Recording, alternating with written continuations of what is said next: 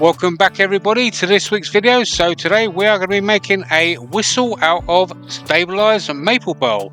The first tool we are going to be using is the mid-size finisher from Easy Wood Tools.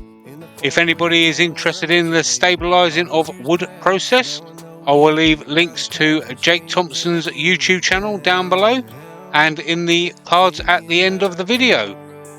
He does all sorts of stabilising, from normal stabilisation and even coloured stabilisation. So be sure to go and check out Jake's channel. We also do a show called Saturday Morning Cartoons over there on Saturdays at 10 AM Central. So we've just got that one side turned down there so we can hold it in the long neck jaws. And there we go. So we've got it now in the jaws, and we're going to turn the rest of it to round.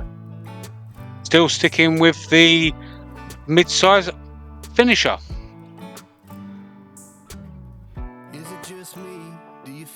This piece of wood was a bit oversized to start off with. Obviously you don't need a bit of wood this big to start off with. You can go a lot smaller. But this was the only piece of wood I had on hand, and I was unable at the time to cut it down. So we've now switched to the mid-size rougher.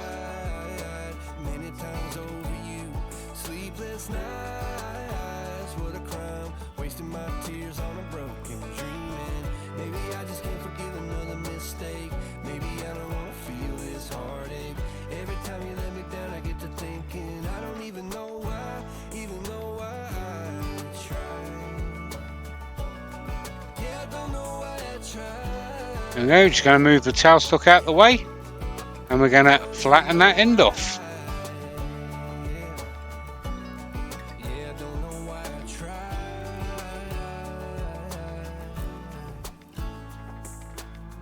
We should head back to our old place in a faraway town where I met you, baby.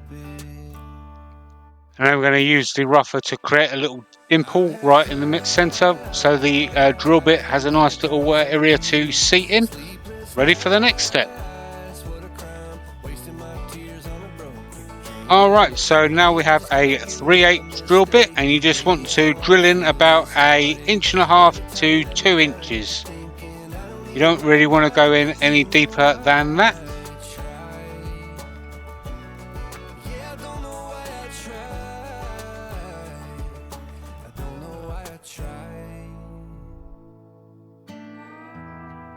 Alright, so now we're just going to bring up the tailstock for a bit of support. And now we're going to start turning to shape. So we've got the rougher to start off with.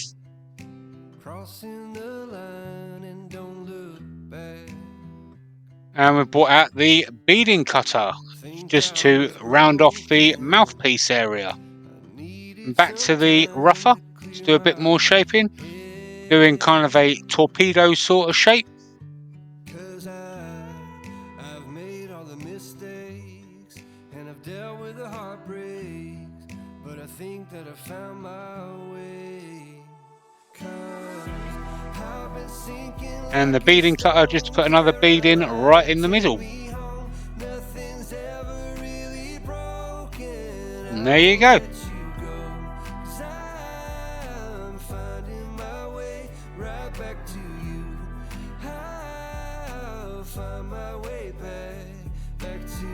Alright, so now you want to mark in about 3/4 inch from the mouthpiece and make a vertical cut around about halfway through.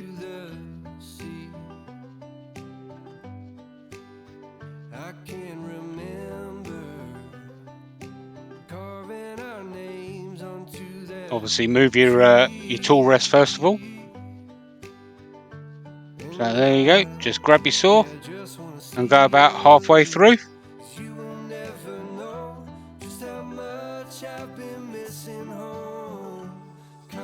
And then go about 45 degrees and match up with them lines.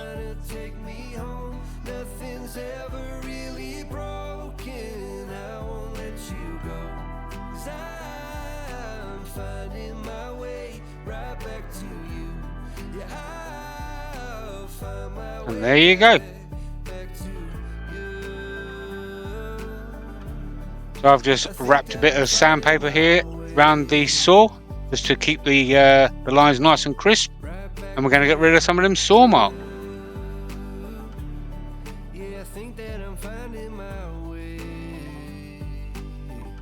There we go. Thought it'd be golden, crossing the line and don't look back. But I've been sinking like a stone, Carolina, take me home. Alright, so now we're going to grab the detailer and we're going to take the whistle down to final shape.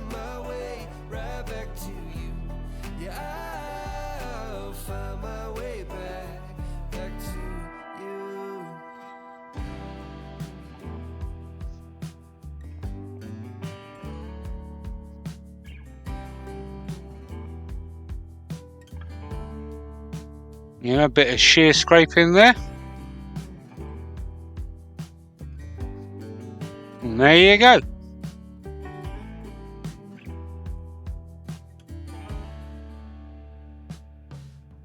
I'm going to move the tool rest.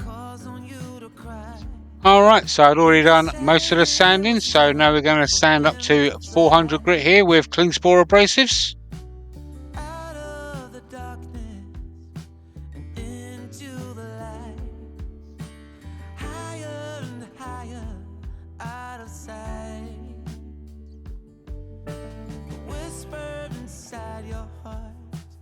Tells you let go, time to leave the past. You did what you knew. Slow down and rest. Bit of compressed air. No one can hurt you anymore. Bit of methylated spirits or denatured alcohol just to clean that grain out and get a nice look of the whistle. Beautiful, this wood. Absolutely beautiful.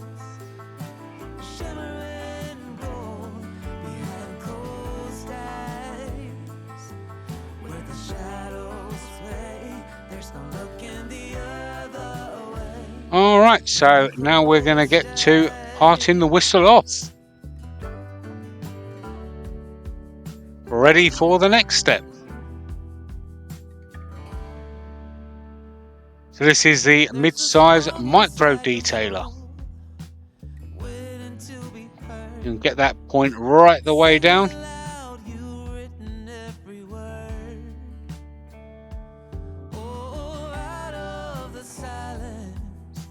Then move the tailstock out of the way and just take that last cut. And there we go.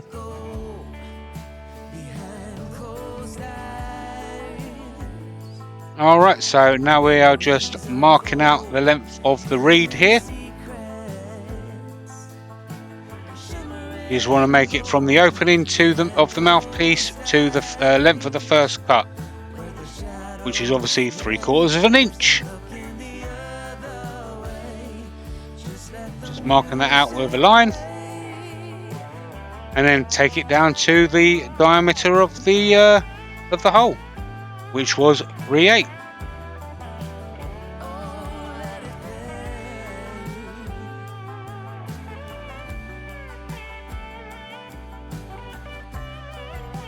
I stopped to do a check first of all and realised it was way too big. Now, as you can see. So let's carry on and remove more material.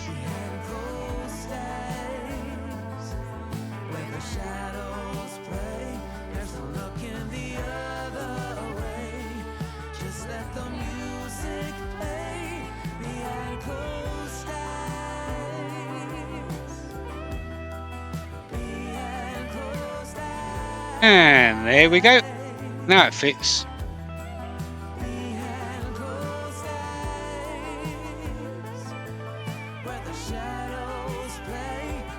So now we're just going to mark out the length of the reed.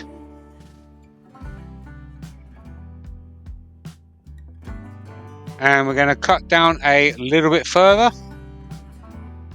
with the rougher. leaving the line.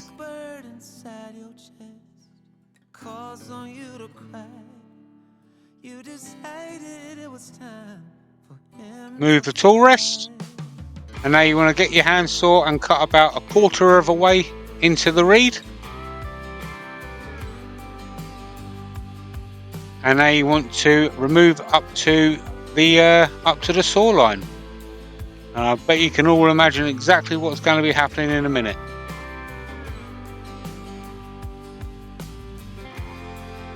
Yep, you guessed it. That wasn't ideal, but I found it. Alright, so I got that glued in, and then I went to my choice of finish, which was Hampshire Sheen's Food and Toy Safe Danish oil. Unfortunately, I will not be able to provide proof that the whistle works, so you're going to have to take my word for it.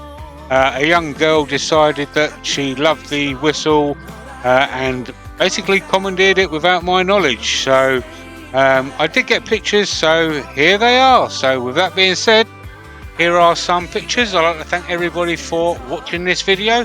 Please don't forget, hit that thumbs up, click the subscribe button, show your friends, show your family, show your enemies if you like.